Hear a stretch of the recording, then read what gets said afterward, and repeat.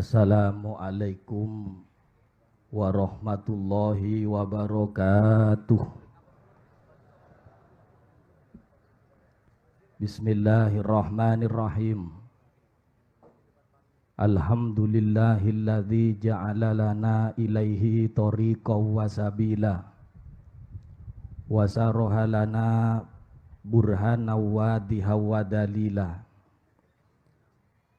wa ba'atha ilaina sayyidana Muhammadan abduhu nabiyya wa rasula sallallahu alaihi wa ala alihi wa ashabihi bukrata wa asila wa radiyallahu ta'ala an saykhina wa qudwatina wa wasilatina ila rabbina Ahmad bin Muhammadin Tijani radhiyallahu an wa azwajihi wa dzurriyyatihi wa ikhwanihi minal insi wal jan.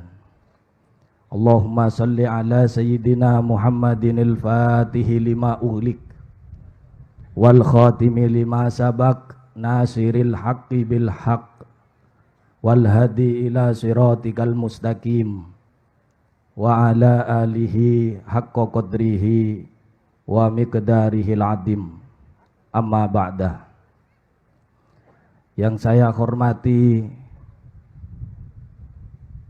Sayyiduna Syarif Muhammad Al-Habib Ibnul Khalifah Ar-Rahil As-Syarif Muhammad At-Tijani. Yang saya hormati Sayyidi As-Syarif Ali Ibnu As-Syarif Muhammad Al-Habib. Yang saya hormati Sayyidi As-Syarif Ali Ibnu As-Syarif Mahmud. Yang saya hormati Dr. Hasan dari Sudan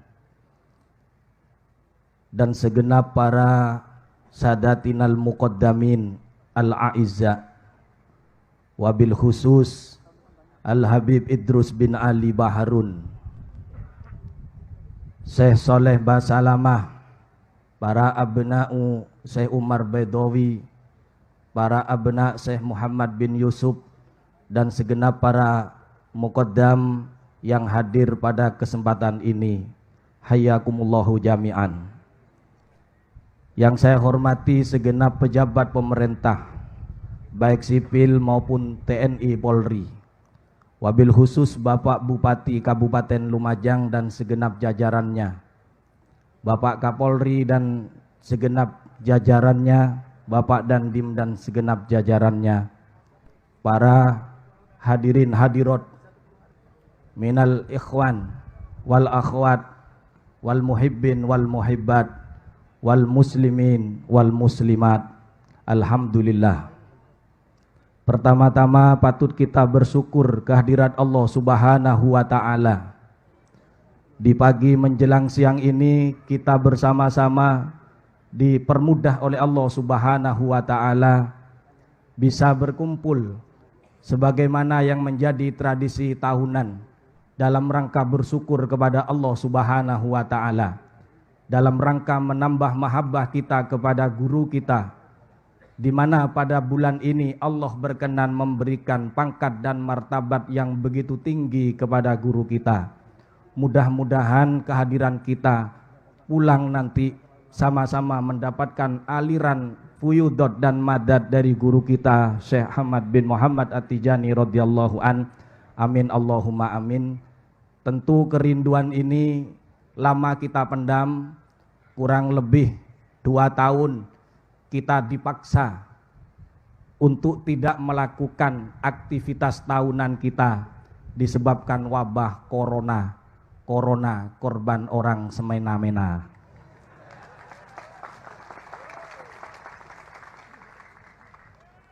Alhamdulillah sangat bersemangat, bahkan ada ikhwan bahkan sejak seminggu kemarin itu sudah mau berangkat. Jadi dikira pelaksanaan Idul Hodmi seminggu sebelumnya, saking semangatnya, saking cintanya dan rindunya kepada guru kita. Dan untuk menambah kecintaan kita, insya Allah kita tidak akan bosan-bosan untuk mendengar sekelumit tentang biografi guru kita Syekh Ahmad bin Muhammad At-Tijani radhiyallahu anhu. Para hadirin rahimakumullah, Syekh Muhammad Fathan An-Nadifi di dalam karyanya Al-Kharidah, Ad-Durratul Kharidah, mensarahi Al-Yaqutatul Faridah. Beliau mengatakan bahwa ilmu yang dimiliki oleh Rasulullah Sallallahu Alaihi Wasallam ada 3 macam.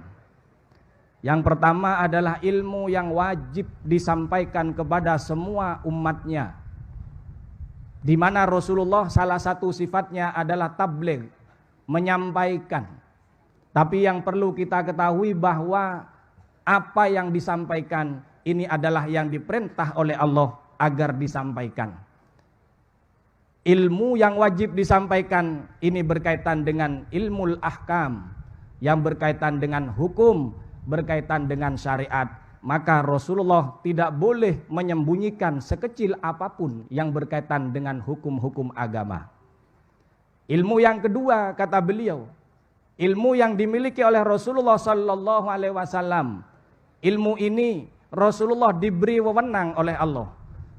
Beliau diberi hak, disampaikan silahkan, tidak disampaikan juga silahkan.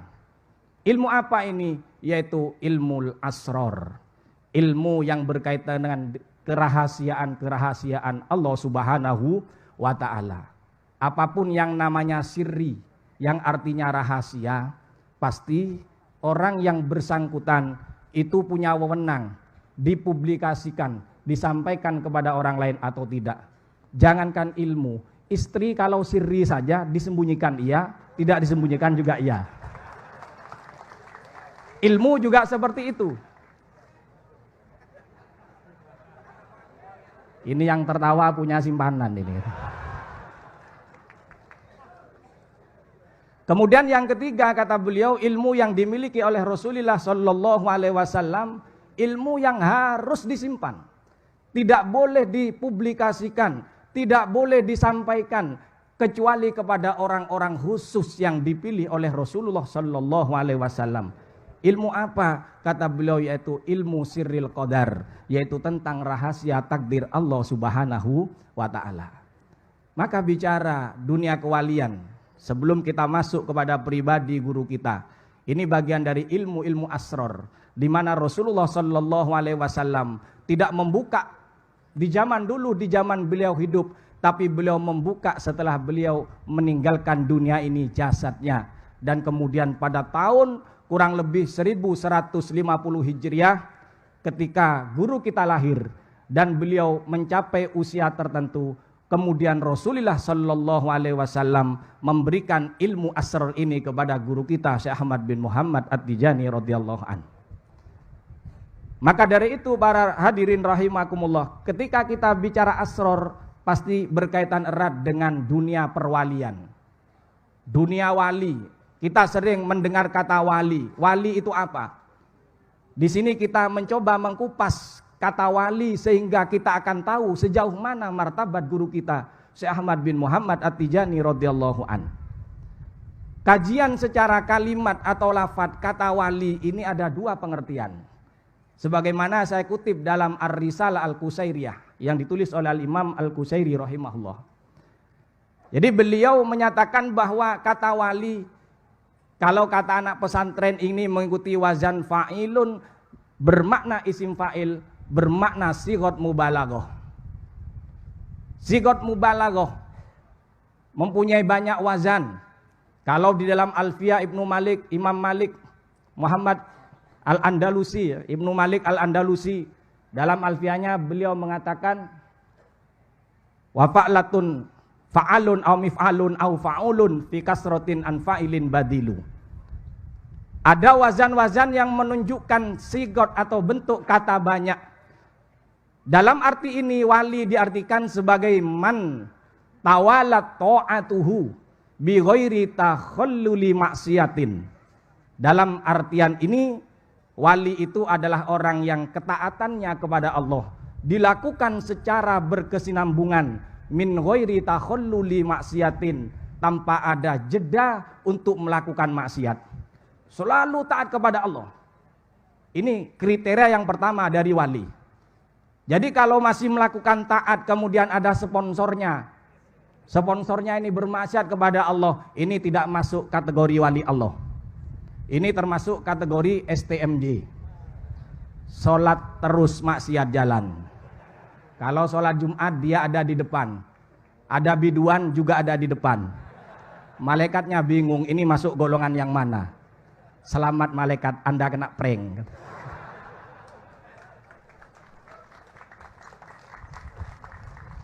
Kemudian pengertian yang kedua, kata wali ikut wazan fa'ilun bimakna maf'ulun, mengikuti maknanya isim maf'ul. Dalam tahapan ini maka arti dari kata wali adalah huwallazi tawallallahu hifdahu wa hirasatahu bil idamati wat tawali. Yaitu seseorang yang urusannya dilindungi oleh Allah. Dia mendapatkan perlindungan dari Allah, akan dilindungi agar dirinya jauh dari perbuatan-perbuatan maksiat, jauh dari perbuatan-perbuatan yang melanggar ajaran Allah Subhanahu wa taala, dilindungi dengan diberi kekuatan melakukan ibadah kepada Allah Subhanahu wa taala. Maka dalam tahap penjagaan ini para wali akan dijaga oleh Allah, sebagaimana para anbiya wal mursalin dijaga oleh Allah. Kemudian pertanyaannya, bagaimana bentuk penjagaan Allah kepada para walinya?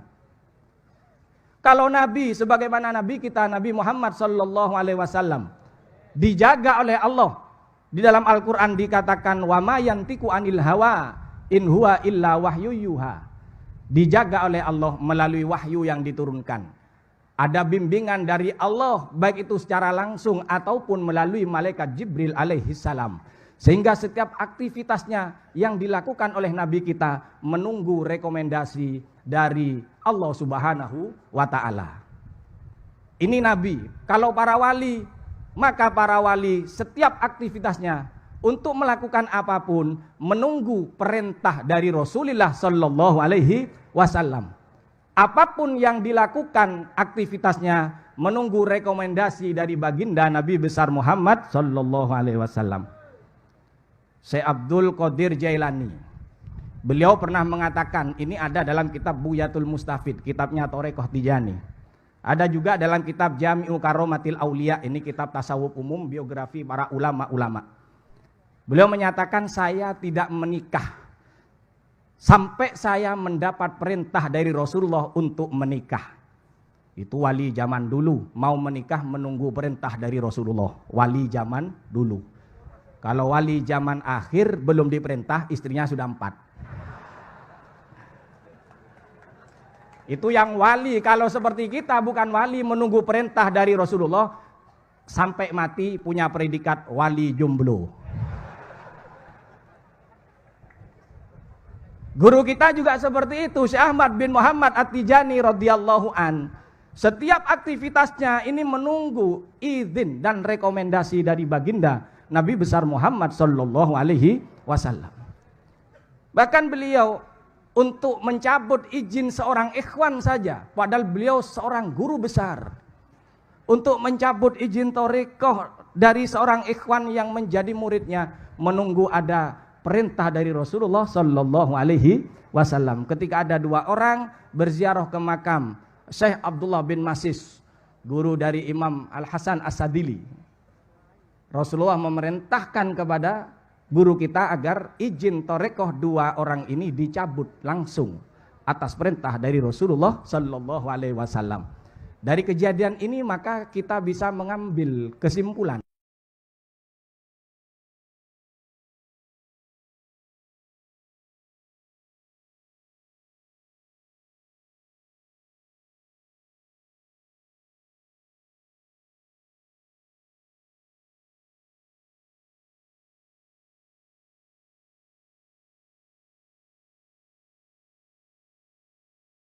pelayan, sehingga para muqaddam bukan pemilik thariqah ini.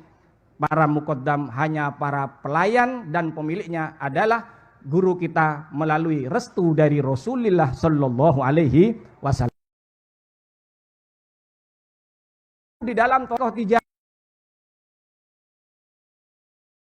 ulama sekaliber Ibnul Arabi Al-Hatimi, beliau sudah jelas menyatakan guru harus tunggal.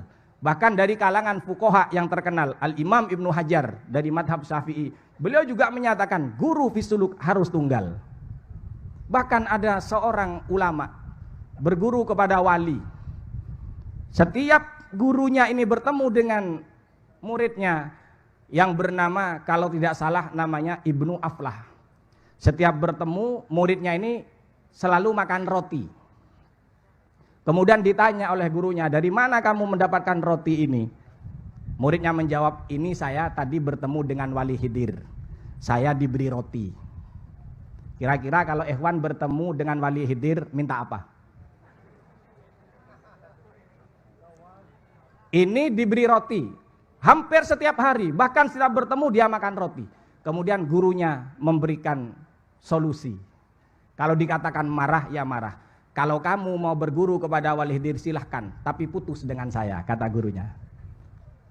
Kalau kamu berguru dengan saya, maka jangan berhubungan lagi dengan Wali Khidir.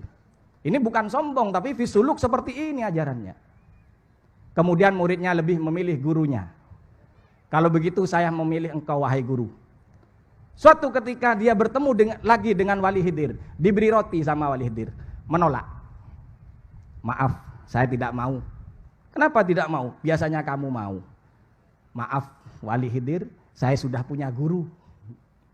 Jawabannya seperti ini, saya sudah punya guru. Bukannya saya tidak mau, tapi saya sudah punya guru. Kemudian di luar dugaan Wali Khidir bukan marah. Kalau wali itu kehilangan murid tidak marah. Yang marah itu wali yang nanggung itu loh. Santrinya pindah ke sini bertengkar sama kiainya. Banyak seperti ini kan? Nah itu wali nanggung itu namanya. Di luar dugaan Wali Khidir bukannya marah, tapi beliau mendukung. Al-an anta tuflih, kata beliau. Sekarang kamu sukses, kata beliau. Kalau kemarin-kemarin kamu masih tergoda dengan aku, kata beliau. Allahumma shalli ala Muhammad. Ada juga guru kita. Kita memiliki kitab induk di dalam Thariqah Tijaniyah, namanya kitab Jawahirul Ma'ani, yang ditulis oleh santri beliau, mengumpulkan kalam-kalam dari Sayyidi Syekh At-Tijani radhiyallahu an, yang ditulis oleh Syekh Ali Harazim Barrodah radhiyallahu an. Awal mula kitab ini ditulis dan dikumpulkan, guru kita memerintahkan agar disobek. Sudah, tidak usah ditulis, tidak usah dikumpulkan, sobek saja. Namanya murid susah payah menulis, tapi yang merintah adalah guru, dia sami'na wa atokna. Kita kepada guru harus seperti itu, sami'na wa atokna. Jangan sampai menjadi murid mengatakan sami'na wa asoina. Ini bahaya. Tapi sami'na wa atokna. Hingga kemudian setelah berselang lama, Syekh Ahmad berubah pikiran lagi. Kumpulkan lagi yang kemarin sudah disobek, catatan-catatan itu. Karena aku diperintah oleh Rasulullah Sallallahu Alaihi Wasallam. Bahkan untuk mengumpulkan kitab saja, menunggu rekomendasi dari baginda besar Nabi Muhammad Sallallahu Alaihi Wasallam.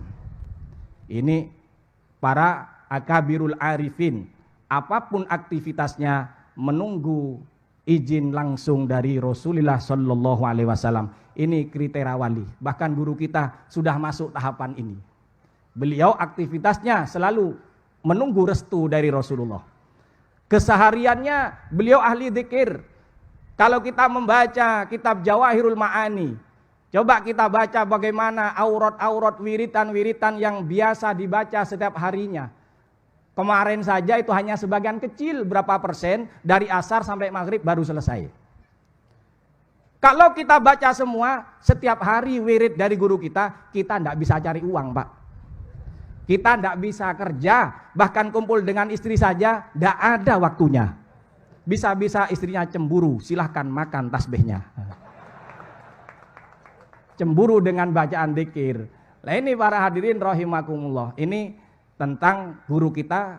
Dari sini kita sudah paham bahwa guru kita benar-benar seorang wali Allah Subhanahu wa ta'ala. Orang yang bermartabat ini ada tanda-tandanya. Kejadian besar itu pasti diawali dengan tanda. Kiamat ini kejadian besar, pasti ada tandanya. Entah itu tanda yang kecil ataupun tanda yang besar. Begitu juga para wali, orang-orang yang dipilih oleh Allah. Ini selalu ada tanda-tanda yang menjadi isaroh bahwa orang yang bersangkutan kedepannya nanti akan menjadi orang terhormat, menjadi kekasih Allah Subhanahu wa ta'ala.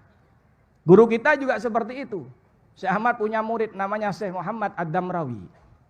Syekh Ahmad Ad-Damrawi ini tiap hari dalam Kasful Hijab dikatakan tiap hari beliau bertemu dengan Rasulullah Shallallahu Alaihi Wasallam 24 kali sehari semalam. Sehari semalam bertemu dengan Rasulullah 24 kali. Kalau kita 24 jam bertemu dengan HP. Mau tidur HP, bangun tidur HP, bahkan ke WC pasti pegang HP. Ini harian kita seperti ini, 24 jam. Beliau pernah ketika bainal isya ini, bainal maghrib wal isya, di antara waktu maghrib dan isya, beliau ada di satu tempat ruangan khusus di sebelah ruangan guru kita yang biasa berzikir, didatangi. Ini bainal isya ini waktu yang mustajab. Jadi waktu antara maghrib dan isya ini waktu yang mustajab kita minta kepada Allah. Didatangi entah siapa tidak dijelaskan, beliau ini ditawari segelas air. Gelas yang begitu terang bercahaya dan airnya pun begitu bercahaya. Ketika ditawari segelas air, beliau di dalam hatinya bergumam, saya tidak pantas menerima air ini. Yang pantas adalah guru saya Syekh Ahmad bin Muhammad At-Tijani radhiyallahu an. Ini adab dari seorang santri seperti ini. Yang pantas menerima ini guru saya, bukan saya. Mestinya guru saya. Akhirnya beliau memanggil Syekh Ahmad di ruang sebelah. Ketika dipanggil, ternyata Syekh Ahmad tidak menjawab. Ketika Syekh Damrawi kembali ke tempatnya, air tadi sudah hilang. Tidak lama Syekh Ahmad keluar dari ruangan yang biasa beliau melakukan dzikir dan bertanya, ada apa kamu tadi memanggil aku? Kemudian Syekh Damrawi menyatakan, tadi saya didatangi seperti ini, diceritakan. Dan tentunya air ini yang pantas untuk engkau wahai Syekh. Bukan saya yang pantas menerima tapi engkau. Cuman ketika saya balik airnya sudah hilang. Untuk menghilangkan rasa penasaran, guru kita Syekh Ahmad bin Muhammad At-Tijani radhiyallahu an bertanya langsung kepada Rasulullah. Wahai Rasulullah, apakah air yang hilang itu nantinya akan kembali lagi agar bisa aku minum, kata guru kita. Kata Rasulullah, isbir, sabarlah kamu hatta ya'tiyaka watasrobah. Tunggu, sabar sampai air itu nanti datang kembali dan engkau nanti akan meminumnya, kata Rasulullah. Kenapa kok air? Karena air ini dalam Al-Quran dikatakan waja'alna minal ma'i kulla syai'in hayy.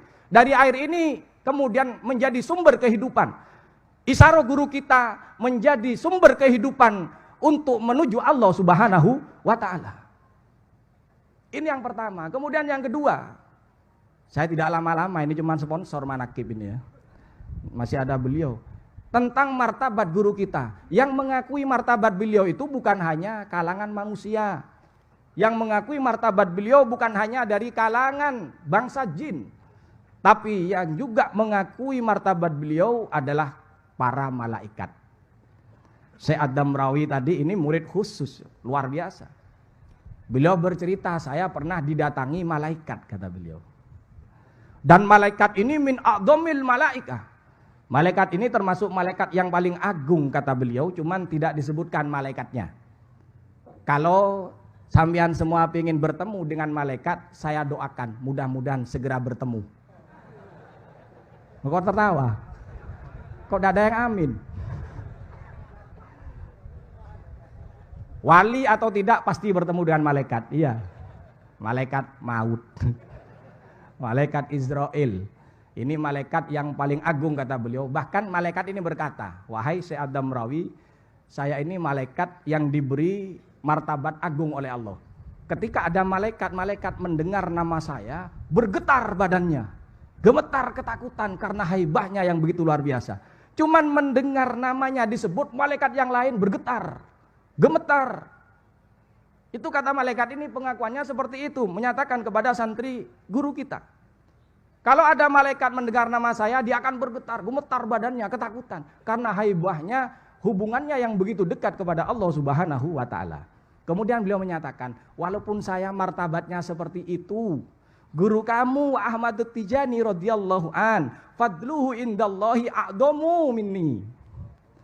Kata malaikat ini, guru kamu itu loh, Syekh Ahmad Tijani, martabatnya di sisi Allah kalah saya, lebih tinggi beliau dari saya. Padahal ini kalau malaikat mendengar namanya saja gemetar, beliau masih mengakui bahwa dirinya kalah pangkat dengan guru kita Syekh Ahmad bin Muhammad At-Tijani radhiyallahu an. Dan yang mengakui ini malaikat, bukan manusia. Kalau manusia bisa pakai trik, bisa tawar bagi hasil. Nah ini, Allahumma sholli ala Muhammad. Ini gambaran martabat guru kita. Sehingga isyarah yang terakhir, ini terakhir sudah. Beliau lahir pada tahun 1150 Hijriah. Angka 1150 Hijriah ini bukan angka biasa. Tapi maaf, nanti pulang jangan dibuat membeli togel. Wah, ini ada bisik-bisik nggak enak ini. Saya disuruh memperpanjang ini. Padahal sudah panjang punya saya ini.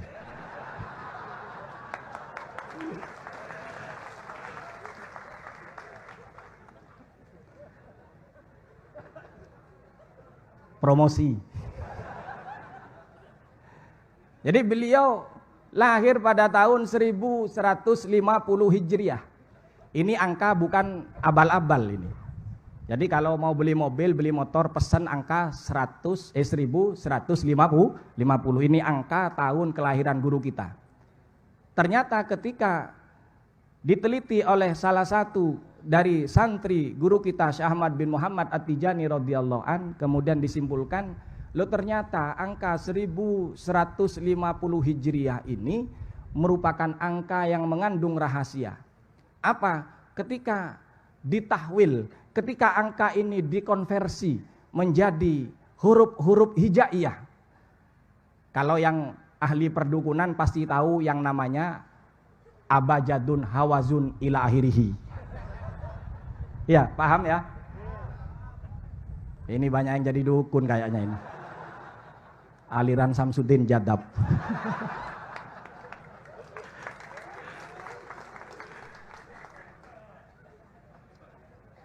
Jadi ternyata angka 1150 ketika dikonversi menjadi huruf-huruf hijaiyah, ditemukan kata Maulidul Khatmi, kelahiran wali khotam. Allahumma sholli ala Muhammad.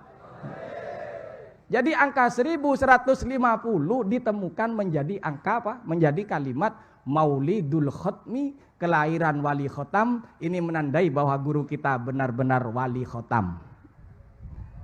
Wali khotam, yaitu wali yang paling tinggi dalam martabat Al-Qutbaniyah, wali kutub. Dan tidak semua orang mendapatkan pangkat kutub. Bahkan ini yang tertinggi di antara wali kutub yang ada, itu mana khotam. Jadi jangan dipahami khotam yang artinya pamungkas, tidak ada wali lain lagi setelah Syama. Tidak, wali ini masih terus ada ila yaumil qiyamah. Bahkan Nabi Isa alaihi salam kelak turun kedua kalinya, beliau itu sebagai wali dari umat Nabi Muhammad sallallahu alaihi wasallam. Sebagai wali, bukan nabi posisinya. Kenapa? Karena kalau nabi, nanti nabi terakhir bukan Nabi Muhammad, tapi Nabi Isa. Makanya para ulama menyatakan Nabi Isa kelak dibangkitkan dua kali. Yang pertama sebagai seorang nabi, yang kedua sebagai umat Nabi Muhammad sallallahu alaihi wasallam. Makanya beliau ketika turun kedua kalinya mengikuti syariat Nabi Muhammad. Padahal Nabi itu punya syariat sendiri, tidak ikut siapa. Tapi ini ikut syariatnya Nabi Muhammad sallallahu alaihi wasallam. Jadi yang dimaksud wali khotam itu secara hierarki, kalau kita semacam organisasi atau kepemimpinan, ini adalah pucuk tertinggi. Pucuk tertinggi itu wali khotam. Jadi jangan salah paham dengan wali khotam. Di samping wali khotam, beliau juga mempunyai martabat Al-Qutbul Maktum, wali kutub yang pangkatnya disembunyikan, pangkatnya disimpan, pangkatnya dirahasiakan oleh Allah Subhanahu wa ta'ala. Artinya apa? Hakikat martabat ini sejatinya tidak ada yang tahu. Sejauh mana ketinggian pangkatnya, yang tahu hanya Allah Subhanahu wa ta'ala dan Rasulnya baginda Nabi besar Muhammad sallallahu alaihi wasallam. Nabi Muhammad yang tahu, dan kanjeng Nabi sendiri kemudian yang menginformasikan kepada guru kita. Kalau yang menginformasikan Rasulullah, beritanya jelas bukan berita hoak, tidak seperti media sosial. Ini yang memberi berita, yang memberi kabar adalah baginda Nabi besar Muhammad sallallahu alaihi wasallam. Ini gambaran bagaimana pangkat dan martabat guru kita, mudah-mudahan bisa menambah rasa mahabbah kita, menambah rasa cinta kita, dan mudah-mudahan kita semua kelak di hari kiamat akan ditakdir oleh Allah dikumpulkan dengan guru-guru kita, yaitu Syekh Ahmad bin Muhammad At-Tijani radhiyallahu an. Kami akhiri dengan bacaan doa, Allahumma surna fi zumrati Abil Faidit Tijani wa amiddana bimadadi khatmil awliya'il kitmani. Mudah-mudahan sekelumit yang saya sampaikan bermanfaat. Amin Allahumma amin. Ihdinas siratal mustaqim. Astaghfirullah min qaulin bila amalin. Laqad nasabtu bihi naslan lidi ukumi. Assalamualaikum warahmatullahi wabarakatuh.